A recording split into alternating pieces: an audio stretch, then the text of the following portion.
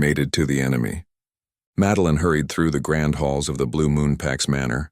Her hands were raw from scrubbing floors, her back ached from countless hours of toil, and her heart was burdened by an unshakable sadness. Each step echoed the hollow life she'd endured for as long as she could remember, a life of servitude imposed upon her and others who shared her tragic past. The memories of her childhood were faint, like whispers in a storm, but the pain of loss lingered as a dull ache that never truly subsided. For 16 long years, she had been reduced to a servant in a pack that treated her and the other refugees from the Full Moon Pack with cold disdain. The Alpha and Luna of her home pack had been mercilessly killed in an attack led by the infamous Alpha of the Dark Moon Pack, and their once thriving community was obliterated in a single night of fire and blood. What Madeline couldn't have known was that she was no ordinary servant. She was the last living heir of the Full Moon Pack, the daughter of its Alpha and Luna, hidden away and protected by villagers who had risked everything to smuggle her to safety. Oblivious to her true lineage, she worked tirelessly, her only solace the rare moments of peace she found under the stars, dreaming of a life beyond servitude. The engagement party for the Alpha's son and his fiancée was in full swing, a dazzling affair with glittering chandeliers and lively music. But behind the grandeur, jealousy festered. The Alpha's fiancée, Lila, had cornered Madeline earlier in the day. "What are you even doing out here?" Lila sneered, her eyes narrowing as she stepped closer. "You think you can just walk around like you belong? You're nothing more than a servant." "Pathetic." Madeline lowered her gaze, her silence only fueling Lila's rage. "Do you think I haven't noticed how some of the men glance at you, including my fiancé? Let me make this clear. You're invisible. Understand?" Without waiting for a response, Lila snapped her fingers and two other servants grabbed Madeline, dragging her to a small closet. Lila smirked as they locked the door. "Stay in there where you belong. Let's see how special you feel now." Time seemed to stretch endlessly as Madeline's tears fell silently in the oppressive darkness. She pressed her palms against the cold wooden walls of the closet, her breathing shallow as waves of humiliation and despair crashed over her. All she'd wanted was a brief escape from her grueling reality, a chance to lose herself in the music and joy of the engagement party, even if only as an unnoticed observer in the background. Instead, she'd been reduced to nothing more than a scapegoat for someone else's insecurity and cruelty. Her heart ached with an overwhelming loneliness. Why couldn't she be free to smile, to feel alive, just for a moment? As the laughter and music from the celebration seeped through the cracks of her confinement, each sound felt like a mocking reminder of the world she was forbidden to be a part of. Suddenly, the faint shuffle of footsteps reached her ears. She stiffened, her breath hitching. The door creaked open, revealing a small figure holding a key. It was the 8-year-old boy of one of the cooks, his wide, concerned eyes glowing softly in the dim light. "Don't cry, Miss Madeline," he whispered, his voice trembling yet resolute. "You deserve to be out there too." His words carried a kindness that made her heart clench, and for the first time that night, a fragile glimmer of hope flickered within her. Freed but wary, Madeline slipped through the shadows, her heart pounding as she navigated the dimly lit corners of the bustling pack house. The party was a dazzling spectacle. Women in flowing gowns that shimmered like moonlight, their laughter ringing like delicate chimes, while men in tailored suits moved with an air of confidence. Hidden in the shadows, Madeline's breath caught as she gazed at the scene. How she longed to twirl in a dress like theirs, to feel the weight of fine silk against her skin and the exhilaration of being seen, not as a servant, but as someone who belonged. Her eyes lingered on the radiant chandelier, its light casting a warm glow over the joyous crowd. She imagined herself stepping out from the darkness, wearing a gown of soft blue that matched the hue of twilight, her hair cascading in waves. For a fleeting moment, she could almost hear the swish of her dress as she spun on the dance floor, the dream so vivid it made her chest ache. But reality quickly pulled her back. Her clothes were plain and worn, her place firmly outside the circle of laughter and light. As she pressed herself against the wall, Trying to stay unseen, a voice, rich and commanding, suddenly broke through her thoughts, stopping her in her tracks. "Found you, mate."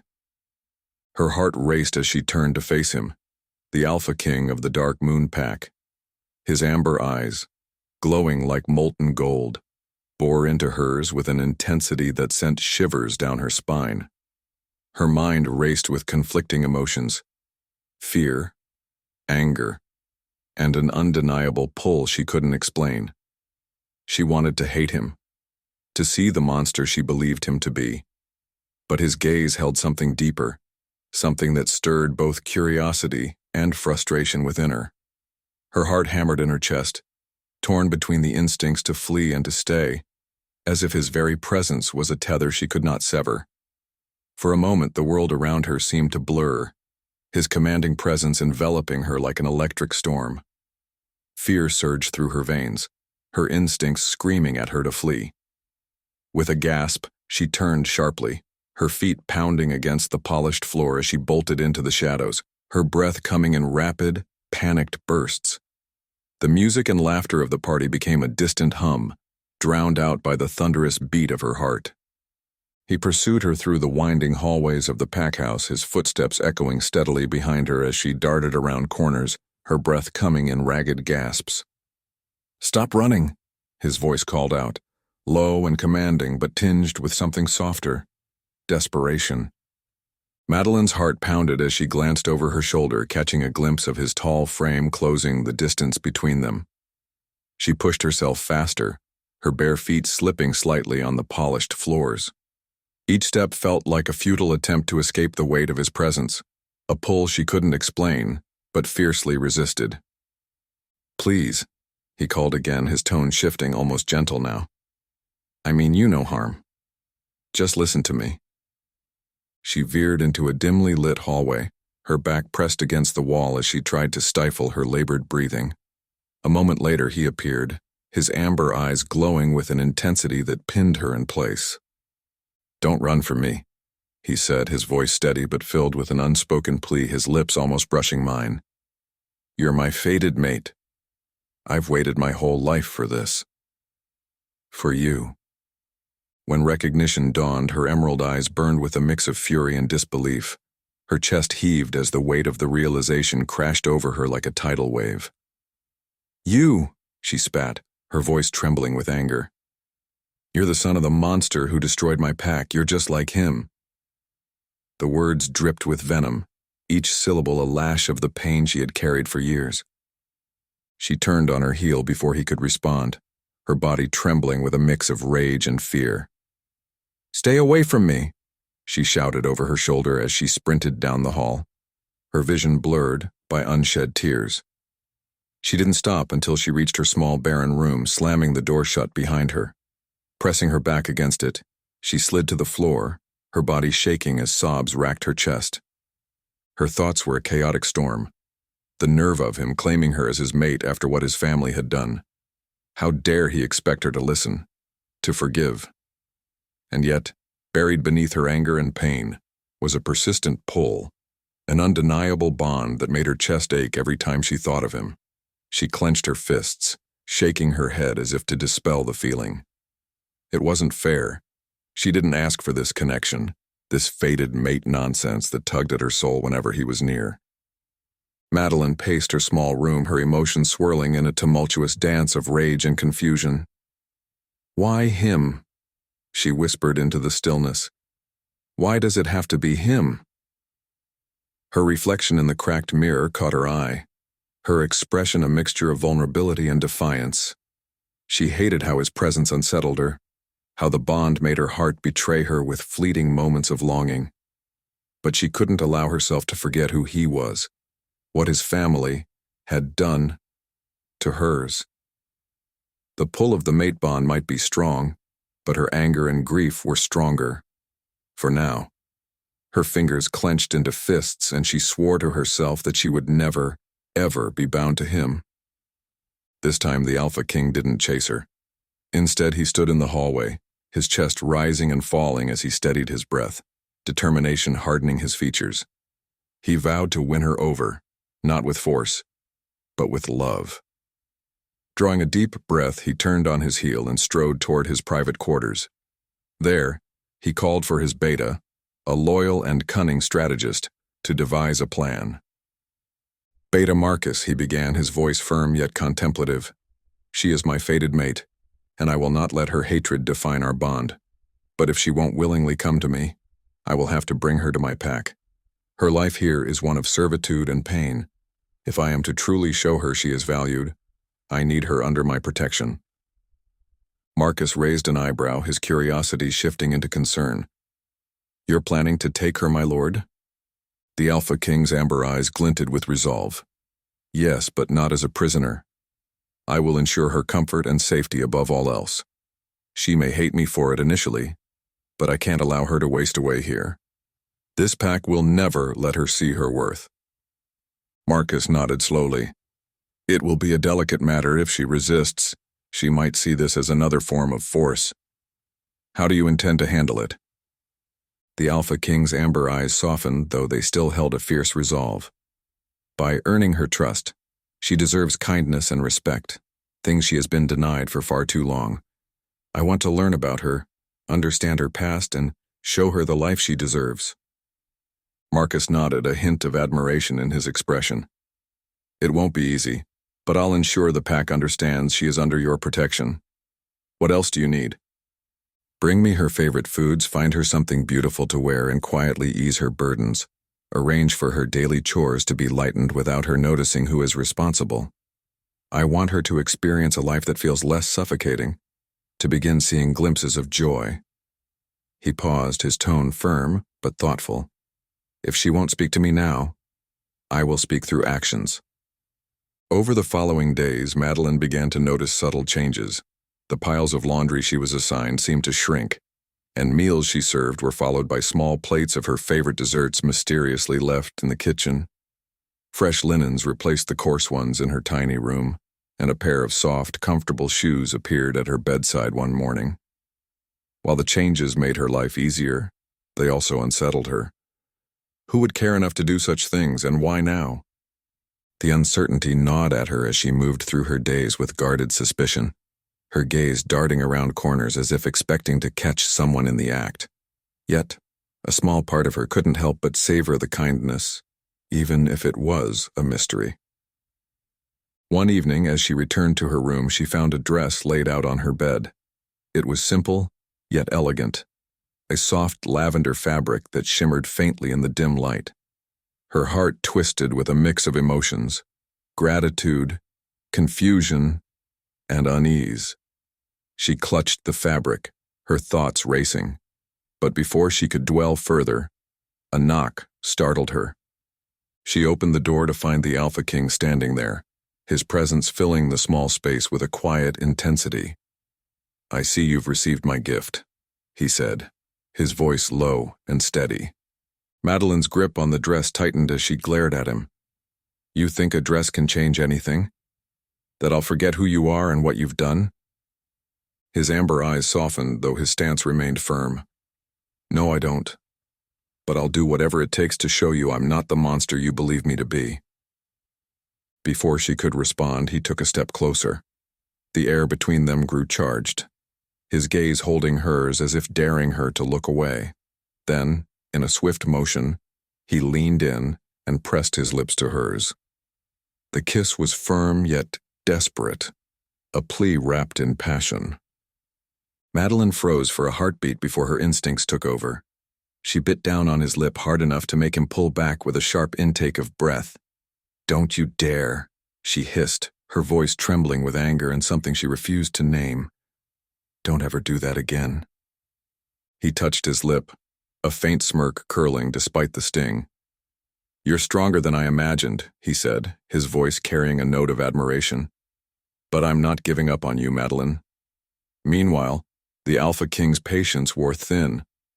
Though he had tried subtle kindness and gestures, her refusal to even consider his sincerity gnawed at him. He summoned Beta Marcus once more, his expression darker and his resolve unyielding. "Tonight we take her," he said, his tone leaving no room for debate. "Prepare the carriage and have the guards ready. I will bring her to our pack myself." Marcus hesitated for a moment. "Are you certain, my lord? She may see this as an act of aggression. I have no choice. She's my mate, and I can't leave her here to suffer. If she refuses to see the truth, then I'll ensure she has no option but to face it in the safety of our home." His voice softened slightly. "I'll ensure she's treated with care, but this is necessary." Later that night, as the pack house fell silent, the plan was executed with precision and care. Madeline was startled awake by the faint creak of her door opening, her instincts instantly alert. Before she could cry out, a firm but gentle hand covered her mouth, muffling her scream. Her emerald eyes widened in terror as the Alpha King loomed over her, his amber gaze steady and determined. "Don't fight me," he whispered, his voice low but resolute. "I'm taking you away from this life." Madeline struggled, kicking and twisting in a desperate attempt to free herself, but his grip was unyielding, yet careful not to harm her. A cloak was swiftly draped over her, and she was lifted effortlessly into his arms, her protest stifled by the fear of what might happen if she drew attention. The beta and a small group of guards flanked them as they moved stealthily through the pack house, their steps soundless in the dead of night. Once outside, the cool night air bit at her skin as she was placed into a waiting carriage. Her heart pounded as the horses began their journey, the wheels crunching against the gravel road. She felt utterly helpless, her mind racing with anger and fear, yet she dared not speak. The consequences of defying an alpha, especially one so powerful, were too frightening to consider. In the dim light of the carriage, she vowed to resist him with every fiber of her being, even as the pull of the mate bond whispered treacherous promises of comfort. Madeline tried to resist as the Alpha King brought her to his pack, her anger boiling over with every step. She clawed at his arms and thrashed against his unyielding hold, her voice rising in panicked protests. "Let me go, you have no right," she shouted, her words laced with fury. Each twist and turn of her body was met with his firm yet careful grip, as if he refused to hurt her despite her attempts to escape. "Madeline, stop," he said, his voice calm but resolute, his amber eyes watching her with an unwavering patience. "I'm not doing this to hurt you. I'm taking you somewhere you'll be safe." But his words only stoked the fire within her. "Safe? With you? I'd rather take my chances anywhere else," she spat, tears burning her eyes. Yet as they crossed into his territory, she began to notice subtle differences in his demeanor and actions. Though furious, she could not ignore the gentle way he carried her, the care in his tone, and the way he shielded her from the cold night air. But once there, she was surprised to find herself treated not as a captive, but as something far more revered. The best quarters were prepared for her, adorned with soft silks and warm furs, and each meal seemed crafted to her tastes. The Alpha himself remained patient, his approach gentle despite her defiance. Days turned to weeks, and Madeline could not deny the stark contrast between her new life and the hardships she had endured in the Blue Moon Pack. The Alpha King showed her kindness she had never known, listening to her, respecting her space, and never forcing her to speak when she wasn't ready. Her walls began to crack as she noticed the thoughtful ways he sought to make her feel at home. A book she'd mentioned liking appeared on her bedside table, and the flowers he had planted outside her window were her favorite color. Their encounters grew more frequent, and with them, moments she could no longer ignore. Once, as she reached for a book he had left, their hands brushed, sending an electric jolt up her arm that left her breathless. Another time, he stood close behind her, guiding her hand as she planted a flower in the garden, his warmth making her pulse race. Madeline hated how her body betrayed her, drawn to his every touch and the deep timbre of his voice. His amber eyes lingered on her longer than they should have, and she found herself holding her breath whenever he leaned in too close. Slowly, she began to see him not as the monster she had imagined, but as a man trying to earn her trust and maybe her heart. Still, her anger lingered, but now it was mixed with a confusing sense of admiration and a physical pull she struggled to deny. One night, as exhaustion took over, Madeline fell into a deep sleep and dreamed of the moon goddess. In her dream, the goddess appeared bathed in ethereal silver light, her voice soft yet commanding. Madeline, the mate bond is not a curse but a gift. It is the thread that connects two souls, guiding them to strength and unity. Trust your heart to see beyond pain, for it knows the truth, the goddess said. Just as Madeline began to feel a sense of peace, the dream shifted into a nightmare. Images of fire and blood flashed before her eyes, her destroyed pack, the screams of her loved ones. She woke with a strangled cry, her body trembling and drenched in sweat. Moments later, the door to her room burst open, and the Alpha King appeared, his amber eyes wide with concern. "Madeline," he said, his voice rough with urgency. "Are you hurt?" Unable to speak, she shook her head, tears streaming down her face. Without hesitation, he crossed the room and knelt beside her, his hands gently resting on her shoulders. "It's all right," he murmured, his voice a soothing balm to her frayed nerves. "You're safe here. I promise you nothing will harm you while I'm here." Her sobs quieted as she looked into his eyes, seeing not the monster she had feared, but a man willing to bear her pain. "Why do you care so much?" she whispered, her voice trembling. "Because you're my mate," he said simply, his thumb brushing away a tear. "And because I care about you more than anything else in this world." In that moment, the walls she had built around her heart began to crumble. Before she could second-guess herself, she leaned forward, her lips brushing against his in a tentative kiss. It was soft and hesitant, filled with unspoken fears and fragile hope. When they pulled apart, Madeline whispered, "Show me, Alpha." Her words hung in the air, tentative yet laden with vulnerability. The Alpha's amber eyes sharpened, his usual commanding presence tempered by the raw emotion in her gaze. He cupped her face gently, his thumb tracing the line of her jaw as if to memorize every curve. "Madeline," he murmured, his voice husky, "I have been longing for you. Every inch of you." He leaned forward, capturing her lips in a kiss that was slow and deliberate, filled with both passion and restraint. Madeline's heart raced, her body betraying her as she leaned into him, the pull of the mate bond overwhelming her senses. His hand slid down her arm, pulling her closer as her trembling fingers gripped his shoulders. For a moment, all her fears and doubts were silenced by the warmth of his embrace and the depth of his kiss.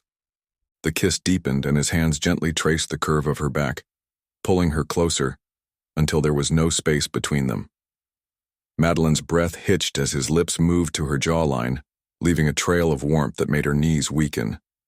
The bond between them grew electric, igniting emotions she had fought to suppress. She closed her eyes, giving in to the sensations, her fingers sliding into his thick hair as a soft gasp escaped her lips. The Alpha paused, his forehead resting against hers as he whispered, "Tell me if you want me to stop, Madeline. I won't do anything you don't want." Her chest heaved as she opened her eyes, meeting his gaze. There was no command in his amber eyes, only raw emotion and patience. "I don't want you to stop," she murmured, her voice trembling with both desire and vulnerability. With her words, he leaned in again, their connection deepening as the night unfolded. Each touch and caress was tender, his movements reverent, as if she were something precious. Madeline felt her walls crumble entirely, her fears dissolving into the warmth and safety of his embrace. For the first time, she allowed herself to trust, to feel, and to love. She reflected on the journey that had brought her here, from the pain of servitude and loss to the tentative hope that now filled her heart. This was more than just love. It was a healing of wounds she never thought could mend. In his arms, she realized she was no longer just surviving. She was beginning to truly live.